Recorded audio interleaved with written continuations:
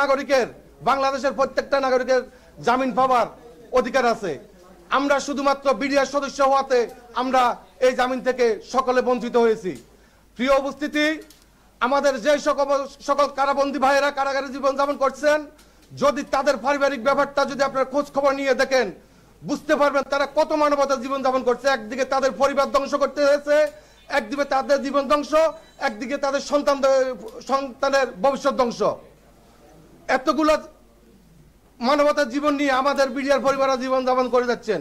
প্রিয় উপস্থিতি, আজকে আপনাদের সকলের মাধ্যমে আমরা সরকারকে জানাবো এবং বাংলাদেশ সরকারের সকল উপদেষ্টা মহোদয়ের কাছ থেকে আমরা দাবি জানাচ্ছি, আমরাও চাই প্রকৃত খুনিদের সাজার আয়ত্তে রেখে তাদের বিচার হোক। তার সাথে সাথে এটাও আমরা চাই আমাদের কোনো নিরপরাধ জেলবন্দি ভাই যেন এই সাজার আওতায় না থাকে। তাই আমি আরো কিছু আপনাদের কাছে উল্লেখ করতেছি। এ তো তারা ক্ষান্ত অন্যায়। আপনারা আমাদের জেলবন্দি ভাইদের কাছ থেকে যদি আপনারা গিয়ে শুনতে পারেন, দেখতে পারবেন ওখানে আমাদের অনেক জেলবন্দি ভাইকে নির্যাতন নামে এমন তো ভাবে করছে, ড্রিল মেশিন দিয়ে তাদেরকে ছিদ্র করা হয়েছে এবং গরম পানিতে তাদেরকে হিট দেওয়া হয়েছে এবং আয়ুপথে ডিম দেওয়া হয়েছে।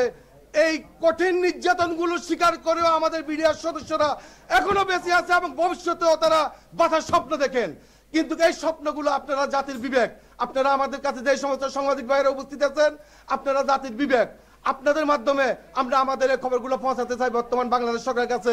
আপনাদের এই খবরের মাধ্যমে যেন আমাদের কারা নির্যাতিত ভাইরা যেন সকল প্রকার মামলা থেকে অব্যাহতি পেয়ে যেন পুনরায় আমাদের মাঝে ফিরে আসতে পারেন এবং তার সাথে সাথে তাদেরকে জামিনের মাধ্যমে মামলা থেকে অব্যাহতি দিয়ে পুনরায় যেন তাদের সম্মান ফিরিয়ে দিয়ে তাদেরকে চাকরিতে পূর্ণ বহাল করা হয়।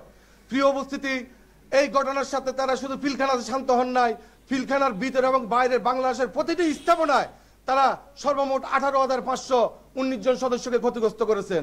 তারা বিভিন্নভাবে দায় দিয়েছেন যে বিডিআর এর সদস্যরা বিদ্রোহ করেছেন। না, বিডিআর সদস্যরা কোনো বিদ্রোহ করে নাই, বিদ্রোহ করেছেন তৎকালীন সরকার।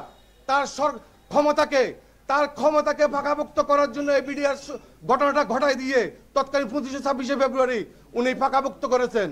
একদিকে বাংলাদেশ সেনাবাহিনী মেরুদণ্ড ভেঙে দিয়েছেন, মনোবল ধ্বংস করে দিয়েছেন, আরেকদিকে বিডিআর এর নাম পরিবর্তন করে বিজিবি দিয়ে তাদেরকে সাধারণ একজন গার্ড বানিয়ে তাদের মনোবল ধ্বংস করে দিয়েছেন। আগে বিডিআর এর ছিল এক গুলি এক শত্রু, আর এখন আদেশ হয়েছে তাদের একটাই অস্ত্র, তুমি গাড়ি নিয়ে হাঁটবে, সিলিং আপ করে হাঁটবে, কিন্তু কোনো গুলি করতে পারবে না। প্রিয় উপস্থিতি, আজকে আমরা কোথায়, আমাদের বাংলাদেশ আজকে কোথায়? তাই আপনাদের কাছে আমি বলবো, আপনারা সকলে আমাদের পক্ষ হয়ে, আমাদের জেলবন্দীদের পক্ষ হয়ে সকলে মিলে আমাদের জেলবন্দীদের যেন মুক্তি হয় এবং এই মামলা থেকে তারা যেন মুক্তি পায়, এই ব্যাপারে আপনাদের কাছে দাবি জানাচ্ছি। প্রিয় উপস্থিতি, যদি আমাদের এক একজন জেলবন্দী পরিবারের আত্মনাথের কথাগুলো আপনারা শুনতে পারেন, তাহলে বুঝতে পারবেন ওনারা কতটুকু সুখে আছেন, ওনাদের পরিবার কতটুকু শান্তিতে আছে, একমাত্র ওনারা অনুভব করতে পারবে। কিন্তু এই যে বিভিন্ন রুমে থেকে আমাদের এই ক্ষতিগ্রস্ত বিডিআর সদস্যদের বা আমাদের জেলবন্দী পরিবারদের দুঃখটা আপনারা বুঝতে পারবেন না বা ওনারা কেউ বুঝতে পারবে না। ছাত্র জনতার সরকার যখন এই বাংলাদেশে এসেছে তখন আমরা ক্ষতিগ্রস্ত বিডিআর এবং জেলবন্দী পরিবার বিডিআর বাঁচার জন্য একটু আশা নিয়েছিলাম। কিন্তু দুঃখের বিষয়, আমরা 5 আগস্টের পরে 9 আগস্ট থেকে আমরা বাংলাদেশের প্রতিটা মন্ত্রণালয় এবং সেনাপ্রধান, বিজিবি প্রধান সকলের কাছে আমরা স্মারকলিপি প্রদান করেছি। এরপরে আমরা প্রতিটি জেলা পর্যায়ে আমরা মানববন্ধন করে স্মারকলিপি প্রদান করেছি, কিন্তু দুঃখের বিষয় তার কোনো সুস্থ জবাব আমরা পাই নাই, কিন্তু আমরা চাই আমাদেরকে সুস্থ জবাব দিয়ে আমরা এই দেশের সন্তান, আমাদেরকেও যেন সাধারণ মানুষ হিসেবে বাঁচার স্বপ্নটা পূরণ করার সেই সুযোগ তারা করে দেন এবং আমাদের জেলবন্দী ভাইদেরকে মুক্তি দিয়ে তাদের পরিবারের কাছে ফিরিয়ে আনেন। আমি আর আজকে বক্তব্য দীর্ঘায়িত করব না। পরিশেষে আমি আপনাদের সকলের মঙ্গল কামনা করে আজকের মতো এখানে শেষ করছি। আসসালামু আলাইকুম ওয়া রাহমাতুল্লাহ। নির্যাতন আপনারা আসলে তখন বিভিন্নভাবে আপনারা মিডিয়াতে দেখেছেন, আপনাদের মাধ্যমে। আমরা তো তখন বন্দী ছিলাম, হ্যাঁ। তো ওখানে বিভিন্ন সেল গঠন করা হয়েছে। সেলের মাধ্যমে মনে করেন আমাদের যে ভাইদেরকে যখন বর্তমানে কারাগারে যারা আছে তাদেরকে এমনভাবে নির্যাতন করছে, আমি পূর্ব উল্লেখ করে গেছি। গরম পানির হিট, নাকে গরম পানি, চোখে গরম পানি, আয়ুপথের ডিম, ড্রিল মেশিন দিয়ে ছিদ্র এবং চোখ দিয়ে বান্ধা গামছা দিয়ে বান্ধে তাদেরকে রুমের ভিতরে পানির ভিতরে ইলেকট্রনিক শর্ট দিয়ে ওদেরকে বসা রাখিছে, এরকম নির্যাতন করেছে। কিন্তু কারা করছে এটা আপনারা নিজেরাই জানতে পারছেন। তখন আপনাদের মিডিয়ার কাছ থেকে আমরা জানতে পারছি জিনিসগুলা, আপনারা মিডিয়ারা ক্লিয়ার করছেন এই নির্যাতনগুলো। যে নির্যাতনে ফিলখানার আশেপাশে যে সমস্ত সদস্যরা ছিল, পরিবারগুলো ছিল, এই বিডিআরের হাহাকারের আত্মকার, তারা পর্যন্ত বসবাস করতে পারে নাই। তারা বলছে আমরা এলাকা ছাড়া চলে গেছি। না না, কারাগারে বসে না, কারাগারের বাইরে টিএফ সেলে প্রায় এখন আমরা বন্দী আছেন প্রায়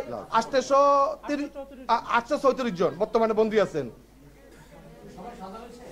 সবাই সাজা দিচ্ছে, কাউকে দিচ্ছেন মৃত্যুদণ্ড, কাউকে দিচ্ছেন লাইফ সাজা, কাউকে বিভিন্ন মেয়াদে সাজা দিচ্ছেন, আবার কাউকে বিস্ফোরক, এইভাবে সাজা দিয়ে দিচ্ছেন তাদেরকে। কিন্তু সাজা শেষ হওয়ার পরেও আজকে এতক্ষণ পর্যন্ত একজন সাধারণ দেশের নাগরিক হিসেবে তারা জামিন পাওয়া থেকে তারা সকল প্রকার সুবিধা থেকে তারা বঞ্চিত।